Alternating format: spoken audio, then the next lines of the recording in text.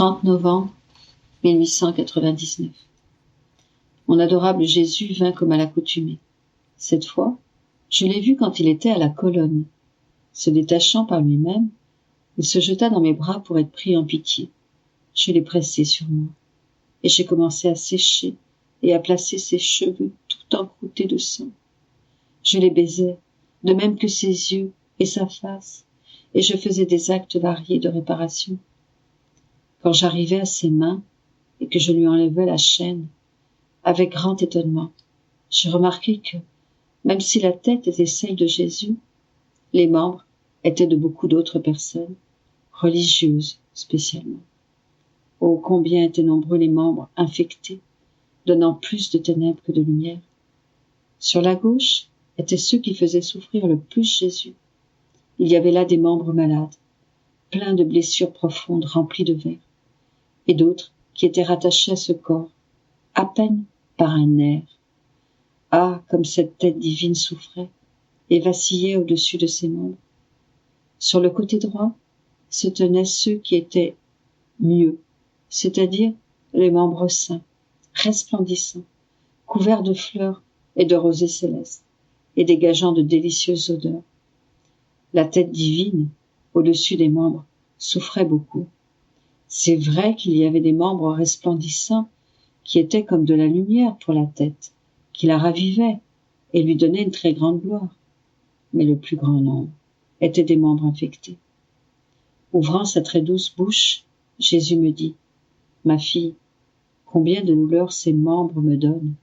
Ce corps que tu vois est le corps mystique de mon Église, duquel je me glorifie d'être la tête. Mais quelle déchirure cruelle ces membres font dans le corps. Il semble qu'ils se stimulent l'un l'autre et à me tourmenter davantage. Il m'a dit d'autres choses sur ce corps, mais je ne me souviens plus très bien. Aussi, je m'arrête ici. «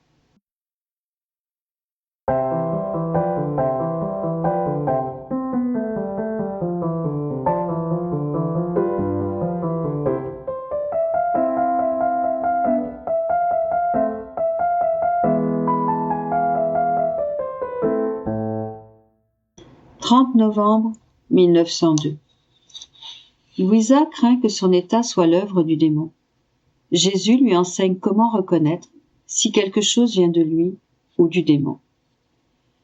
Je me trouvais assailli par des craintes, des doutes et des angoisses. Je craignais que tout soit l'œuvre du démon. Lorsque mon adorable Jésus vint, il me dit : « Ma fille, je suis un soleil qui remplit le monde de lumière. Et, quand je m'approche d'une âme, un autre soleil se forme dans cette âme, de sorte que par le moyen de leurs rayons, ces deux soleils se dardent mutuellement et continuellement. Entre ces deux soleils, des nuages se produisent, lesquels sont les mortifications, les humiliations, les contrariétés, les souffrances et autres. Si les deux soleils sont authentiques, alors, par le fait qu'ils se dardent continuellement, ils ont assez de force pour triompher des nuages et pour les convertir en lumière. Au contraire, si les soleils sont de faux soleils, s'ils ne sont qu'apparents, les nuages qui se forment entre eux ont la force de convertir ces soleils en ténèbres. Voilà le signe le plus sûr pour reconnaître si c'est moi ou si c'est le démon qui est à l'œuvre. Après avoir perçu ce signe, une personne peut appliquer sa vie à confesser la vérité qui est lumière et non ténèbres. Je me suis mise à réfléchir pour voir si ces signes se trouvent en moi, mais je me vois avec tellement de défauts que je n'ai pas de mots pour manifester ma méchanceté. Cependant, je ne perds pas confiance. J'espère même que la miséricorde du Seigneur voudra bien avoir compassion de la pauvre créature que je suis.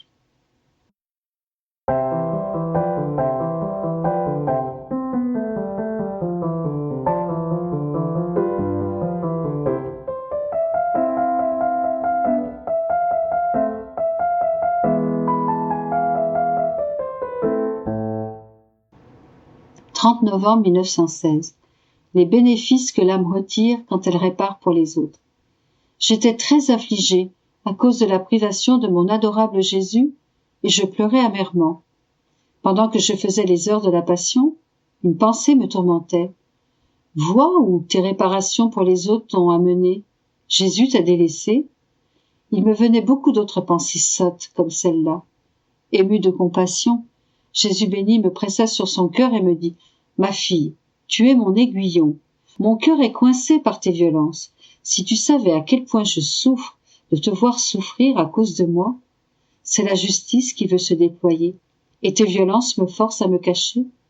Les choses vont se déchaîner davantage, et par conséquent, sois patiente.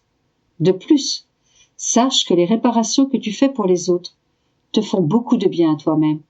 En effet, quand tu répares pour les autres, tu t'efforces de faire ce que je faisais, ce qui m'amène à réparer moi-même pour tous, à demander pardon pour tous, à pleurer pour toutes les offenses de tous.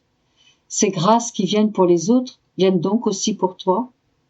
Qu'est-ce qui peut te faire le plus de bien? Mes réparations, mes pardons et mes pleurs ou les tiens? D'autre part, je ne me laisse jamais dépasser en amour. Quand je vois que par amour pour moi, une âme s'efforce de réparer, de m'aimer, de me présenter des excuses, de demander pardon pour les pécheurs, alors, d'une manière toute particulière, j'implore le pardon pour elle. Je répare pour elle, et j'embellis son âme de mon amour. Par conséquent, continue de réparer, et ne provoque pas de conflit entre toi et moi. « 30 novembre 1929. Condition de l'homme avant le péché. Comment, en chacun de ses actes, il cherchait Dieu. Il trouvait son Créateur, il donnait et il recevait. Comment la volonté humaine est une nuit pour l'âme.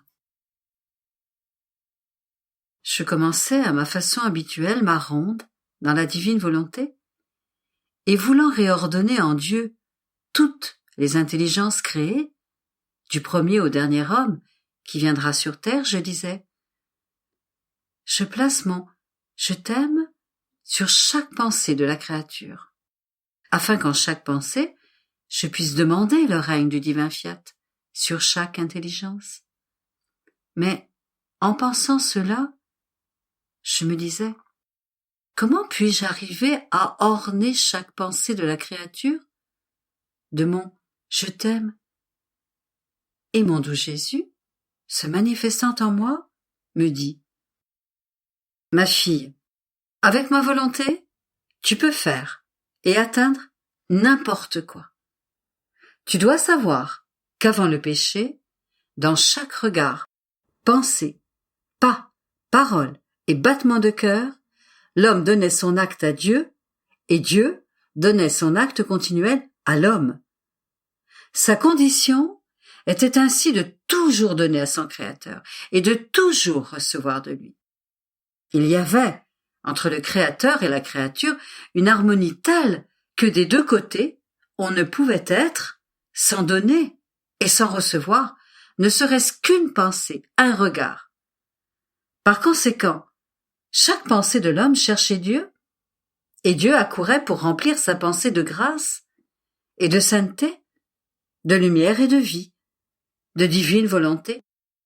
On peut dire que le plus petit acte de l'homme aimait et reconnaissait celui qui lui avait donné la vie. Et Dieu l'aimait en retour, en lui donnant son amour et en faisant grandir sa divine volonté en chaque acte de l'homme, petit ou grand. Il ne lui était pas possible de recevoir la divine volonté d'une seule fois, car il était trop petit. Et Dieu la lui donnait par petites gorgées, dans chaque acte qu'il accomplissait pour l'amour de lui, ayant ses délices à lui donner toujours, afin de former en l'homme sa divine volonté. Par conséquent, chaque pensée et chaque acte se déversait en Dieu, et Dieu se déversait en lui. Tel était l'ordre véritable de la création. Trouver son Créateur dans l'homme, en chacun de ses actes, afin que son Créateur puisse lui donner sa lumière et ce qu'il avait établi pour lui donner. Notre divine volonté, présente en nous et en lui, se faisait porteuse du tout. Et formant en l'homme le plein jour, elle mettait en commun les biens des deux. Combien était heureuse la condition de l'homme lorsque la divine volonté régnait en lui. On peut dire qu'il grandissait sur nos genoux paternels, attaché à notre sein, d'où il tirait croissance et formation. C'est pourquoi je veux que, dans mon divin vouloir, chaque pensée de la créature ait ton « je t'aime » pour ramener l'ordre entre le Créateur et la créature.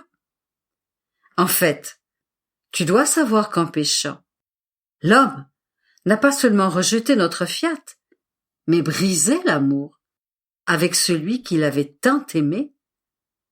Il s'est placé à distance de son Créateur. Et un amour distant ne peut pas former la vie, parce que l'amour vrai ressent le besoin d'être nourri par l'amour du bien-aimé, et de rester si près qu'il soit impossible d'en être séparé. Ainsi, la vie de l'amour créé par nous en créant l'homme est restée sans nourriture et presque mourante. Plus encore, puisque les actes accomplis sans notre divine volonté étaient autant de nuits qu'il formait dans son âme, s'il pensait, c'est une nuit qu'il formait. S'il regardait, parlait, etc., tout n'était que ténèbres, qui formaient une nuit profonde. Sans mon fiat, il ne peut y avoir ni jour, ni soleil, tout au plus une très petite flamme qui peut à peine guider ses pas. Oh, s'il savait ce que signifie vivre sans ma divine volonté, même s'il n'était pas mauvais et faisait quelque bien. La volonté humaine est toujours une nuit pour l'âme, qui l'oppresse, la remplit d'amertume et lui fait sentir le poids de la vie. Par conséquent, sois attentive et ne laisse rien échapper qui n'entre dans mon divin fiat, ce qui te fera voir la pleine lumière du jour et ramènera l'ordre de la création. Cela rétablira l'harmonie qui mettra en œuvre le don continuel de tes actes et la réception continuelle de ton Créateur. Et, embrassant la famille humaine tout entière, tu pourras demander que revienne l'ordre dans lequel elles ont été créées, afin que cesse la nuit de la volonté humaine et que puisse se lever le plein jour de ma divine volonté. «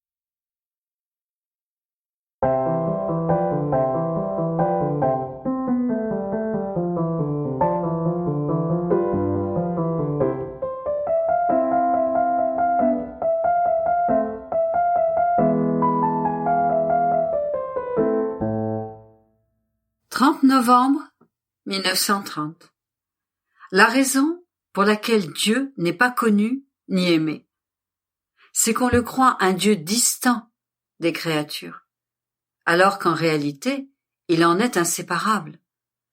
Comment la divine volonté attire l'âme, et comment l'âme attire en elle le divin fiat. Je faisais ma ronde dans la création pour suivre les actes que fait le divin fiat dans les choses créées. Arrivé en Éden, il me semblait que mon aimable Jésus m'attendait pour me communiquer l'amour, la bonté, la sainteté, la puissance et tout ce qu'il avait fait en créant l'homme, mettant tout de lui en l'homme au point de le remplir de lui-même et de ses divines qualités, au point de les faire déborder en dehors de l'homme. Dieu confia à l'homme une tâche, le plus grand honneur de l'homme, que l'amour, la bonté, la sainteté et la puissance de Dieu lui servent à développer sa vie dans les bienfaits mêmes de celui qui l'avait créé. Je me sentais saturé des divines qualités. Mon doux Jésus me dit alors: Ma fille, l'homme a été créé pour être inséparable de Dieu. Et si Dieu n'est pas connu et aimé, c'est exactement parce que l'homme pense que Dieu est l'être qui est loin de lui, comme si nous n'avions rien à faire avec l'homme, ni lui avec nous.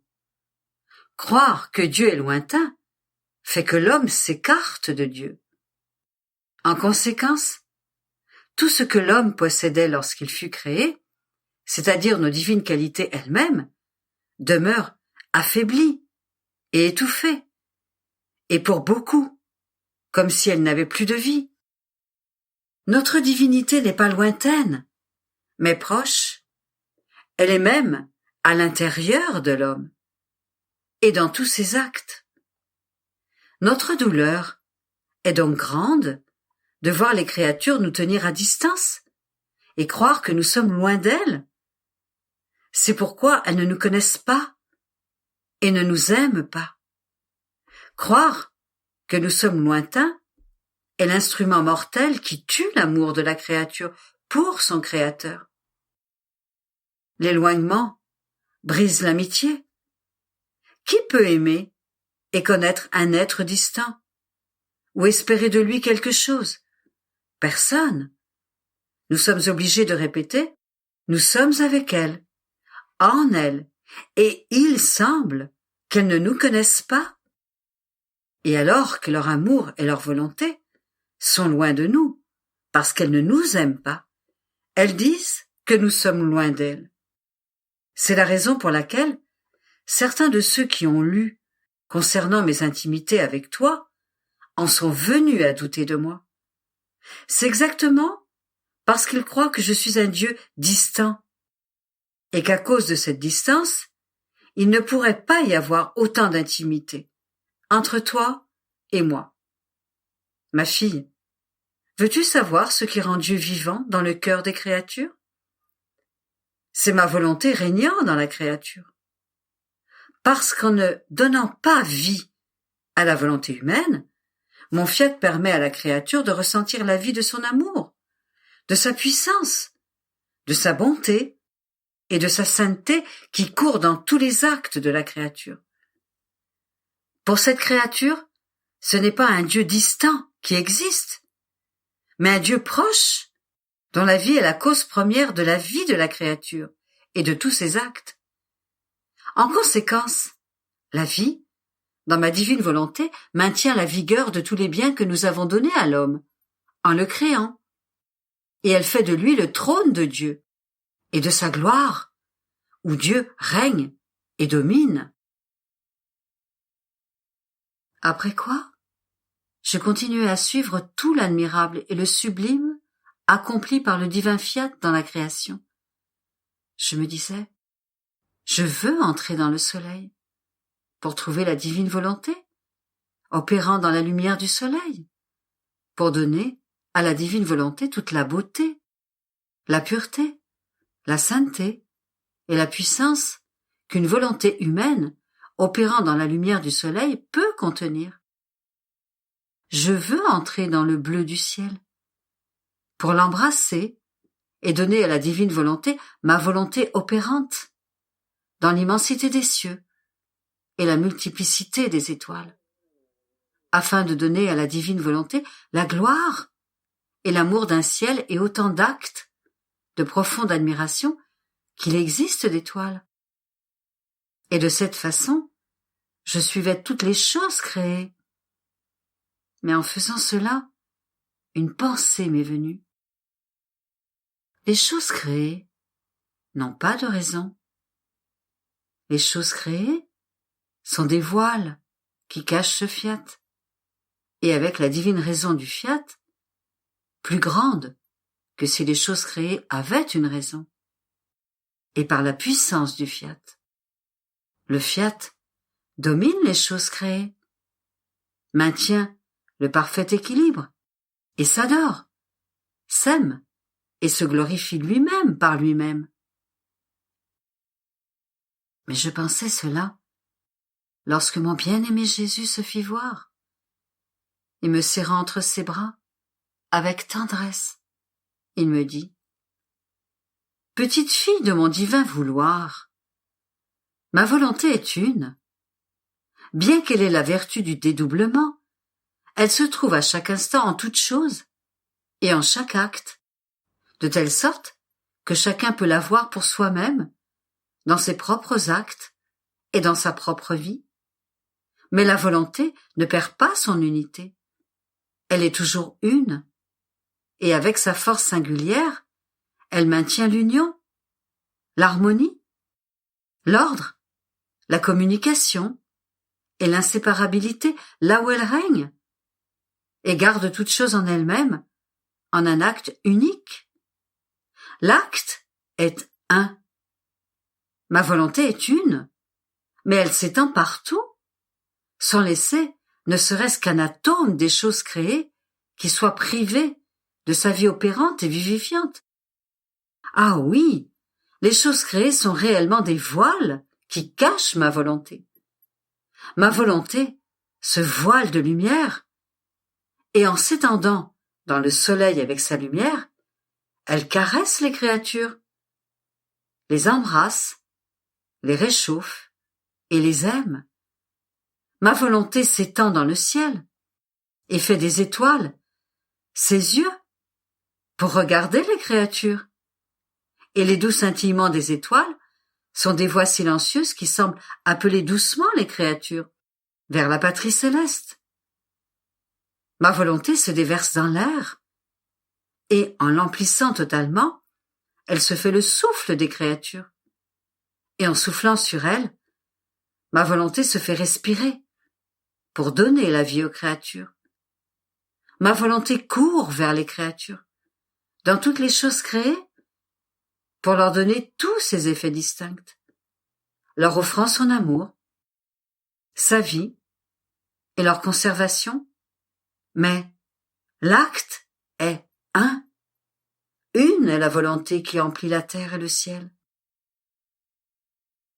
Maintenant, ma fille, pour celle qui fait ma volonté et vit en elle, lorsque cette créature accomplit son acte, elle attire en elle tous les actes que mon fiat a pu faire et continue à faire.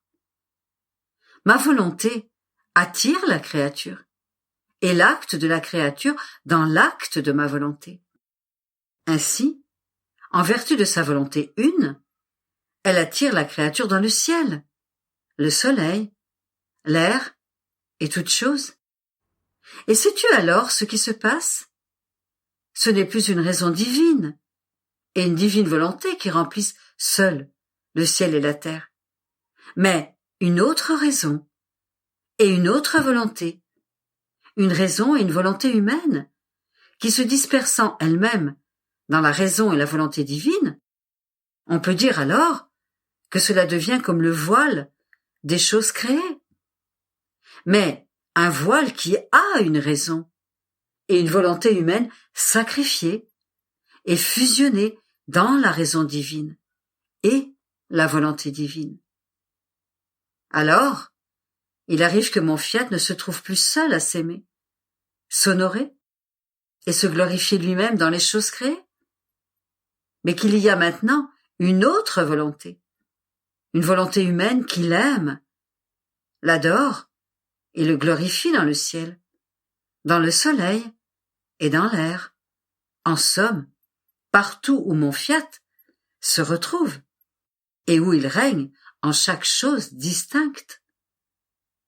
Ainsi, lorsque ma divine volonté attire en elle et dans ses actes la volonté humaine pour la faire aimer, adorer et glorifier avec l'amour, l'adoration et la gloire de ma volonté, la créature, ne voulant vivre de rien d'autre que de ma seule volonté, attire en elle tous les actes accomplis par ma volonté, et se rend capable d'aimer et de sanctifier comme une divine volonté sait aimer et sanctifier.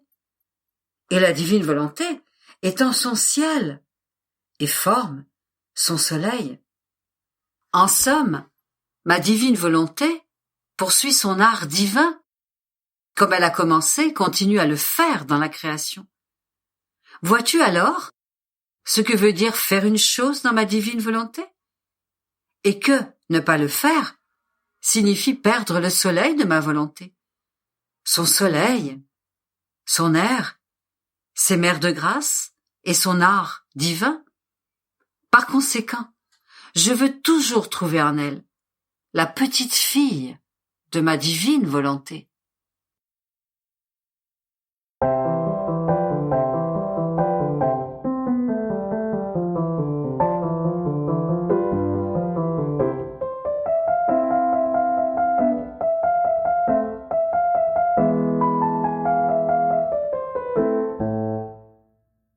30 novembre 1938.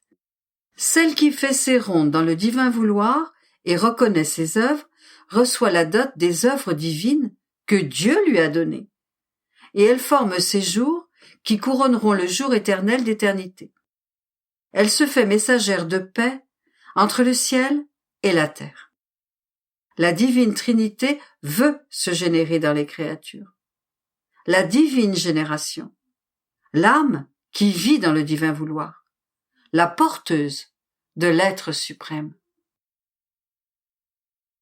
Je faisais ma ronde dans les actes que le divin vouloir avait faits par amour pour nous, et il me semblait qu'il voulait que soit reconnu dans ce qu'ils avaient fait combien il nous avait aimés et combien il nous aime encore, d'un amour qui ne finit pas.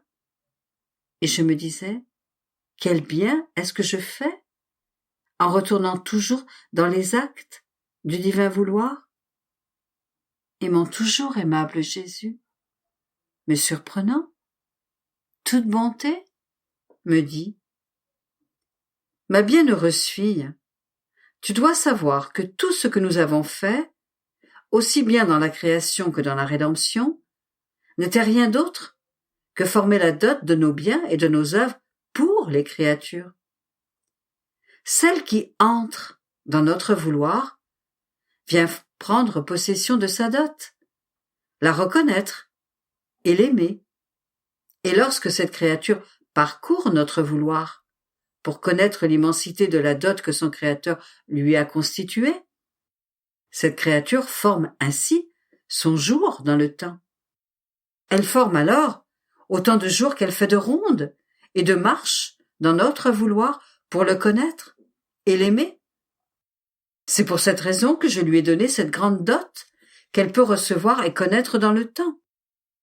Parce qu'elle forme ainsi ces jours qui seront les jours qui couronneront le jour éternel, d'éternité qui ne finit jamais.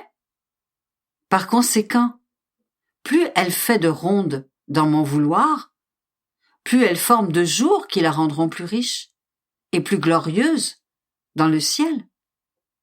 Et si la créature ne prend pas soin de reconnaître, de posséder et d'aimer cette grande dot, elle sera une pauvre malheureuse qui vit dans la misère, forcée de mourir de faim alors qu'elle possède tant de biens. Ce serait comme pour un père qui fait don de ses grandes richesses à son fils, lequel ne cherche pas à les connaître, ni à les posséder, pour jouir de la dot que son père lui a laissée. Malgré toute cette dot que ce fils pourrait posséder, il n'est pas considéré comme riche, parce qu'il ne s'occupe pas de ses biens. Il est pauvre, et on peut dire qu'il a perdu la noblesse du père, comme s'il n'était pas un fils légitime. Quelle souffrance ce serait pour ce pauvre père si riche, et qui voit son fils pauvre, couvert de haillons et mendiant son pain. Ce fils, s'il en avait le pouvoir, ferait mourir son père de douleur. C'est dans cet état que se trouve notre être suprême. Tout ce que nous avons créé est une dot que nous laissions à la créature, pour la rendre heureuse et riche, lui faire connaître qui nous sommes, combien nous l'avons aimée, et tout ce que nous avons fait pour elle. Par conséquent, celle qui ne fait pas sa ronde dans nos œuvres, ne les reconnaît pas, ne les possède pas, et ne forme pas le mérite de ses jours dans le temps. N'est-ce pas là une grande douleur pour nous? Aussi, viens toujours dans nos œuvres. Plus tu viendras, plus tu les reconnaîtras, plus tu les aimeras, et plus tu auras le droit d'en prendre possession. De plus, chaque acte accompli dans ma volonté est un messager de paix qui part de la terre et vient jusqu'au ciel apporter la paix entre le ciel et la terre. Chaque parole dite sur mon vouloir apporte le lien de paix, et le premier bien que reçoit celle qui vit en lui est le lien de paix entre elle et nous. Elle se sent comme embaumée de notre paix divine. Avec ce lien de paix, elle ressent en elle-même la vertu d'agir comme artisane de paix entre le ciel et la terre. Tout est paix en elle. Ses paroles, ses regards, ses mouvements sont pacifiques. Oh, combien de fois, avec une seule parole, elle met la paix entre nous et les créatures. Un seul de ces doux et pacifiques regards nous blesse et nous fait changer en grâce les flagellations. Par conséquent, tous ces actes ne sont que des liens de paix, des messagers pacifiques qui apportent le baiser de paix des créatures à Dieu et de Dieu aux créatures. Et plus la créature vit dans notre volonté, plus elle pénètre dans notre famille divine, acquiert nos manières, en vient à connaître nos secrets et nous ressemble davantage. Plus nous l'aimons, plus elle nous aime et nous met en condition de toujours lui donner de nouvelles grâces, de nouvelles surprises d'amour. Et nous la gardons dans notre maison comme faisant partie de notre famille. Nous pouvons dire, elle mange à notre table et dort sur nos genoux.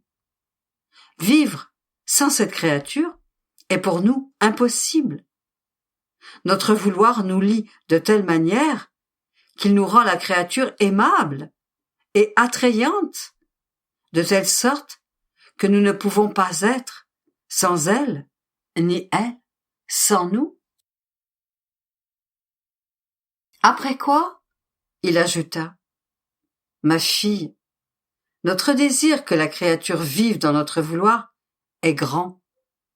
Nous nous trouvons dans la condition d'une pauvre mère qui ressent le besoin de donner naissance et ne peut pas. Elle n'a pas d'endroit où placer son enfant, ni personne pour le recevoir, ni à qui le confier. Pauvre mère, comme elle souffre. Notre être suprême se trouve dans un tel état. Nous ressentons le besoin de nous générer nous-mêmes. Mais où allons-nous nous mettre? Si notre volonté n'est pas la vie de la créature, il n'y a pas de place pour nous. Nous n'avons personne à qui nous confier, ni personne pour nous nourrir. Et nous ne trouvons pas l'escorte nécessaire à notre adorable majesté. Et comme notre très sainte Trinité est toujours dans l'acte de générer, ces naissances demeurent réprimées en nous, alors que nous voulons générer notre divine Trinité dans les créatures. Mais, comme elles ne vivent pas dans notre vouloir, il n'y a personne pour recevoir notre divine génération. Quelle souffrance de nous voir enfermés en nous-mêmes, sans pouvoir déployer le grand bien que notre génération éternelle peut faire aux créatures. Notre volonté embrasse toute chose, et celle qui vit en elle, en formant ses actes, se fait ainsi la messagère de tous. Si elle aime, elle nous apporte l'amour de tous. Si elle adore, elle nous apporte l'adoration de tous. Si elle souffre, elle satisfait pour tous. Un seul acte dans notre vouloir doit surpasser, enclore et embrasser tous les êtres et toutes choses. Et cette âme en arrive au point de se faire porteuse de notre être suprême, parce que nous ne sortons jamais hors de notre vouloir. Et quiconque vit en lui peut nous enclore en chacun de ses actes, pour nous apporter où il veut, aux créatures pour nous faire connaître, à toute la création pour nous dire « Voyez combien je vous aime, puisque j'en arrive à vous apporter à vous-même. » Nous nous trouvons dans les conditions où la sphère du soleil se trouve elle-même, qui ne sort jamais de l'intérieur du cercle de ses rayons. Et ces rayons descendent jusqu'à terre pour tout revêtir, même la plus petite plante. Sa sphère, de la hauteur où elle se trouve, ne sort jamais de sa lumière. Elle marche avec elle et fait ce que font ses rayons. Nous sommes ainsi. Nous sommes les porteurs de notre volonté, et notre volonté est porteuse de nous-mêmes. Nous sommes la vie une, et quiconque vit en elle se fait porteur de notre être divin. Et nous nous faisons nous-mêmes porteurs de la petite volonté humaine. Et nous aimons tellement cette créature qu'elle forme notre victoire et la très grande joie de voir notre volonté accomplie en elle.